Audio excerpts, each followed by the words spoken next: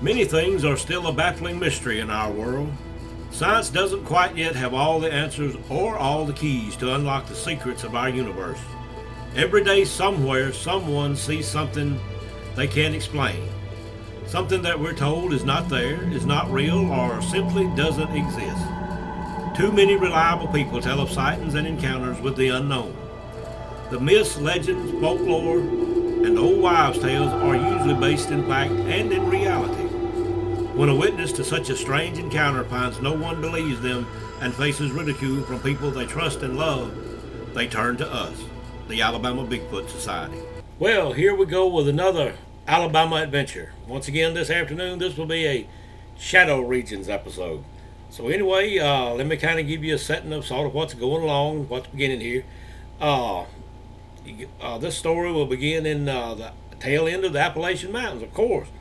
This is another story that I was told over the weekend while we were back up in Fort Payne with some of the investigators up there.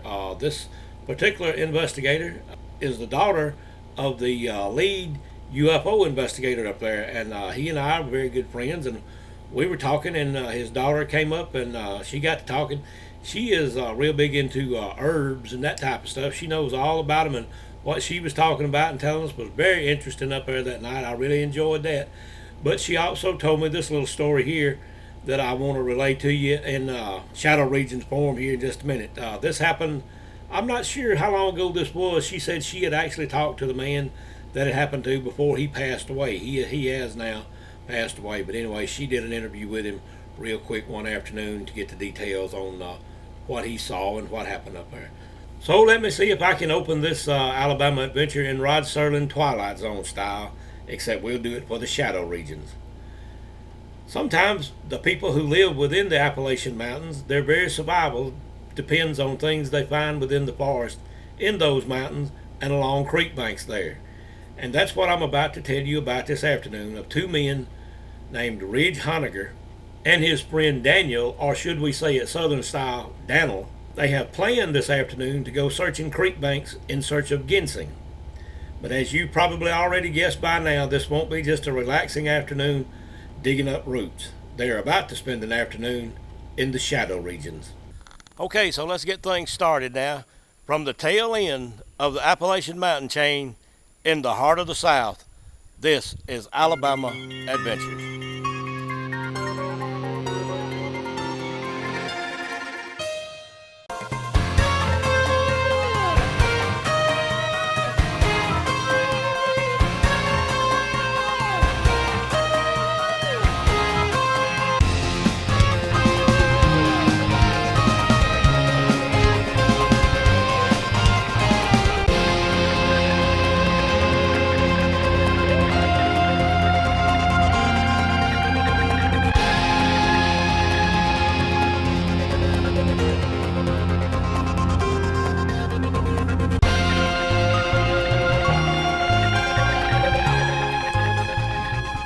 Okay, now I know all of you that are into Bigfoot have heard of the movie Boggy Creek.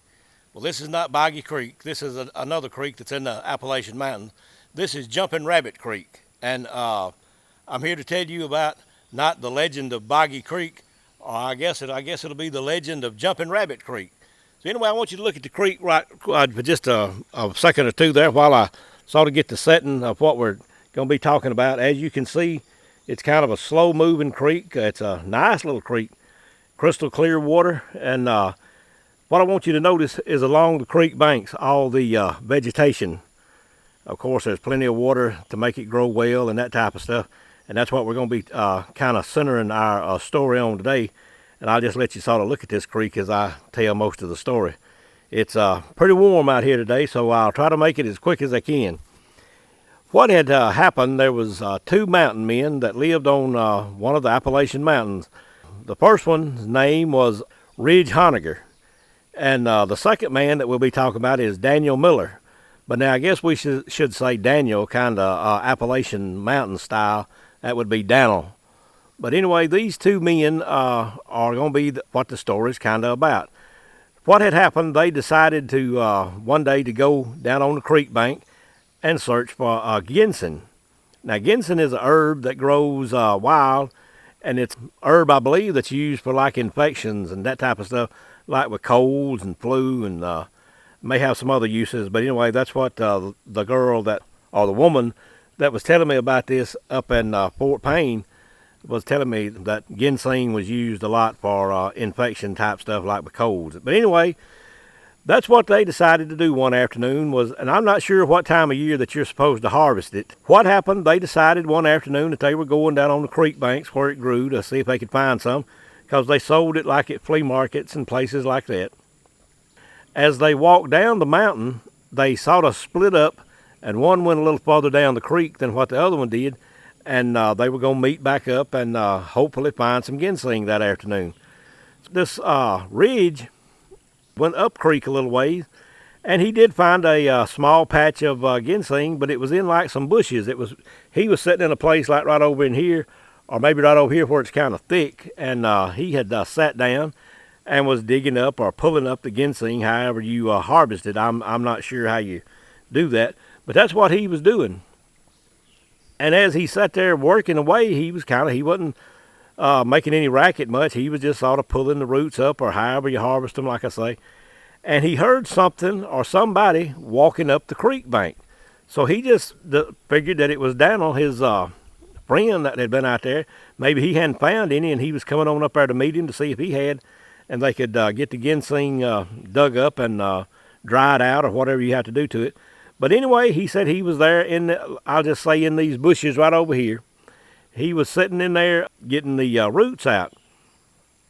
Something walked up pretty close to him, or somebody, he thought, because he heard footsteps coming up through the leaves and undergrowth out there. He sat there for a little bit, and nobody said anything. So he thought, well, maybe he was hidden too well in the foliage and that type of stuff. So he just sort of leaned out a little bit to see if it was Daniel, who he thought it was. And whenever he did, it was not Daniel, it was a Bigfoot.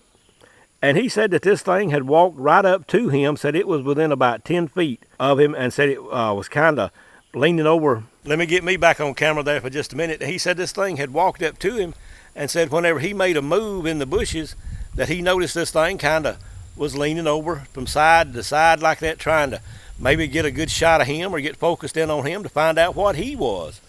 But he said what he noticed about this Bigfoot was that as it would lean over, that this right arm seemed like it didn't move, seemed like it just dangled at his side, and said he looked down the arm and came to the hand of this thing, and said it kind of looked like it hadn't been used very much. It kind of looked weak or maybe crippled. And he said he noticed that it had black fingernails, and these fingernails were pretty long, a lot longer than what they were on the other hand, and like this hand hadn't been used in anything. But anyway, he said this thing, he moved again, and then this thing recognized that it was a human in there, and said this thing sort of jumped backwards and then took off running down through the woods. And he said as it did, there was indeed something wrong with its right arm. He said as this thing ran, that it held its left arm up similar to this as a person does whenever they're running to kind of keep their balance. But he said its right arm just dangled at its side. Whenever he recognizes this is a Bigfoot and it's running back off across, back up, say it was on this side right here, and whenever it noticed him, it ran across the creek and into the bushes over here and took off running down. He could see it running down through the woods. It was just a little ways. But anyway, he jumps up and grabs the little bag of ginseng that he has, and he takes off running down the creek hunting Daniel. So now rather than running along the edge of the woods where there's all kind of vegetation and growth that would slow him up, he just jumps in the creek and takes off running down through there. And as he begins to get down through there a little ways, he begins to holler for Daniel, Daniel. And of course, in just a few moments, he answers him, and he comes down to the creek too, or he's walking alongside the creek. And he told him that they've got to get out of there, that he just saw a Bigfoot or a monster or something, and that they had to get out of there. He didn't know if this thing might be angry and come back, or might go get some help and come back and get after them. So anyway, they took off running back up the side of the mountain. They had to come down the mountainside to the creek. Of course, you know that. I mean, the creek is going to be like at a low point in the mountain range. But anyway, what Ridge told was that it probably took them 30 minutes to take caution coming down the mountain that morning, or that afternoon whenever they were going hunting for this ginseng. But he said it probably didn't take him 30 seconds to go back up that thing after he told him what was going on, as he was all excited and telling the story. And they took off back to back to Ridge's cabin. And I'll show you this little picture of a cabin very similar to Ridge's cabin. This is not his exact cabin, but this is a picture of one that's very similar. So anyway, now that I've been out here on location to kind of give you an idea of what everything looked like and what was going on, since it's so hot, we'll just go back to the studio to finish up this particular Alabama adventure. Okay, so we made it on back into the shack. It's just so hot outside, I decided I'd come on back in here, finish up everything this afternoon, and tell you the rest of the story. That's pretty much about all the story. But anyway, whenever Ridge and Daniel got back to Ridge's cabin, they just busted through the back door and came running in the house, and they were both breathing real hard and gasping for air and trying to sit down at the table and trying to get water and everything else at the same time. So Ridge's wife, Nancy, comes into the room, into the kitchen. That's where they came in the back door. She comes to the kitchen and wants to know what's going on. What have they done got into that afternoon? They were running like revenuers were after them or something. But anyway, they are trying to talk. They just can't talk just yet. I don't know if that's a mosquito, a fly, or a vampire bat. But anyway, get back to the story. They were trying to talk and tell her what was going on, but they just couldn't get words out. They just were pretty much pointing toward the door and down the mountainside, and she knew something had happened. But anyway, they finally caught their breath and got to where they could talk again, and they told her what they'd seen and what had gone on. Anyway, he told this story to several people around the community after it happened. Everyone that repeated the story, telling it to each other, whatever, he told the story identically over and over and over until he died. And this woman that told me this story said she talked with him just a few days before he did pass on, and he still stuck to the story the same, and it never varied from what he told. So undoubtedly he saw a Bigfoot out there, and this Bigfoot apparently had something wrong with its arm. Now, that also makes me wonder, does Bigfoot gather herbs and that type of stuff, in which I'm sure they do. I feel like as close as Bigfoot lives to the land, that they're pretty much like Indians were whenever they lived in these Appalachian Mountains. They used everything out there that they possibly could to survive. And was Bigfoot looking for ginseng that afternoon? And was he coming to this particular patch? And well, there was our first battery failure. We've made it a long way through the video this afternoon before the batteries went to messing up. And I have started using Duracell, so it makes you wonder, are the spirits around? Because Duracell is a whole lot better battery than the ones that I have used previously. But anyway, getting back to Bigfoot and the ginseng patch, was that what he was there for? Was he there to gather some ginseng and then discovered somebody had beat him to the draw that afternoon? Just sort of makes you wonder. It's very possible that he was there after that particular herb. Anyway, let me get moving on before we wind up this video and have a little something else to tell you real quick. Okay, and as we're winding the video on down, I want to take you on a quick little trip over to Chambers County. Got something over there I want to show you.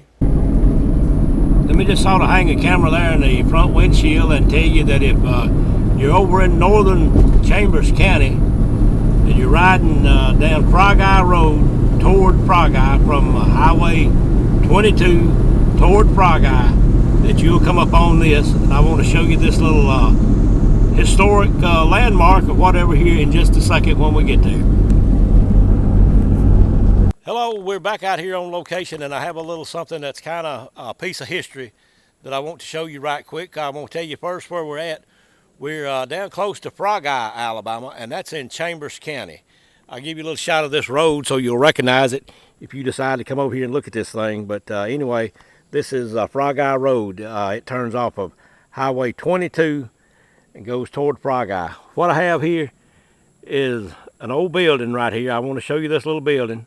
It's beginning to fall down. It looks like somebody's torn some wood off the side or something like that, but it's getting in pretty bad shape, and that's why I wanted to come over here real quick and get a little video of it and tell you what it is. This is, I'm not exactly sure what this little community was called, but as I said, you're pretty close to Frogeye. But this was what is known in this area as the Little Red Schoolhouse. And this was a little red schoolhouse that you have heard about in storybooks, and probably your parents or your grandparents said that they had to walk to school, to the little red schoolhouse whenever they were little. Of course, they had to climb 3 mountains and swim a couple oceans and walk 40 miles through 7, 8, 10 feet of snow to get there every day. Didn't matter what time of year it was. They always had to walk through snow, and they always had to cross a frozen river going to school. But looks like they would have built the school a little bit closer to the community where people wouldn't have so far to walk. But anyway, this is sort of a historic little something here in this area in the northern part of Chambers County. Is this little red schoolhouse. When I first saw it some 40 years ago, it was in pretty good shape. It hadn't begun to fall in or fall over. It could have actually been moved and restored somewhere, like at some library out in the yard or some museum or something. It would have really been something to take care of and have, because I guess this is the last one of the little red schoolhouses that I know of anywhere. But anyway, I just wanted to show that to you real quick, because it don't look like it's going to be here very much longer, and that's just going to be something else of the past that nobody's going to remember one of these days. But maybe they can go to the video here and see that this was, like I said, where people went to school. And you didn't have separate rooms for separate grades back then. I believe all the grades, like 1 through 12 or whatever they offered back then, was all taught in this one room by one teacher at that particular time. But anyway, that's just something that I thought I would show you, and that you might enjoy seeing, was the Chambers County Little Red Schoolhouse. Okay, now one other thing I want to show you real quick. If you remember in a few videos back, I had some old chimneys that I had located around, and I did not know of these 2 old chimneys. I'm not sure this house was torn down when we did that video, but anyway, they did leave the chimneys whenever they tore the old house down. Thought you might want to look at those 2 kind of lonely sentinels out there in the pasture now.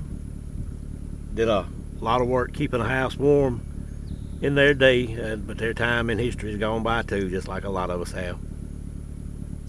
Now, as we sometimes have to do, and it seems much too often lately, we have to kind of end on a sad note, and that's kind of what we're going to have to do tonight. If you remember in a video or 2 back that I did about the Little River Canyon megalith rock formation up there, I somewhat introduced you to a very good friend of mine who has become just like family. As a matter of fact, she and her entire family are pretty much like family to me now. I talked to her last night. She informed me of the death of her son-in-law Eric, who I met briefly at this get-together we had over the 4th of July. And I, as well as all the members here at the Alabama Bigfoot Society, would like to extend to KJ, her family, and Eric's 12-year-old daughter our deepest heartfelt sympathy in your loss. But one thing that I would like to mention to everyone and tell you how much that I appreciate it, we have reached another milestone here at the Alabama Bigfoot Society. We now have over 1,800 subscribers, which is something that I am very proud of. Never thought it would get that high when we did our first video to put on here. I would like to thank each and every one of you who have subscribed, and we very much appreciate that. So I guess we better bring this video on to an end. It has been one more hot day out there trying to shoot this video, and just about time I pulled in the driveway a while ago coming back in, it went to pouring rain. So if it ain't one thing here, it's something else.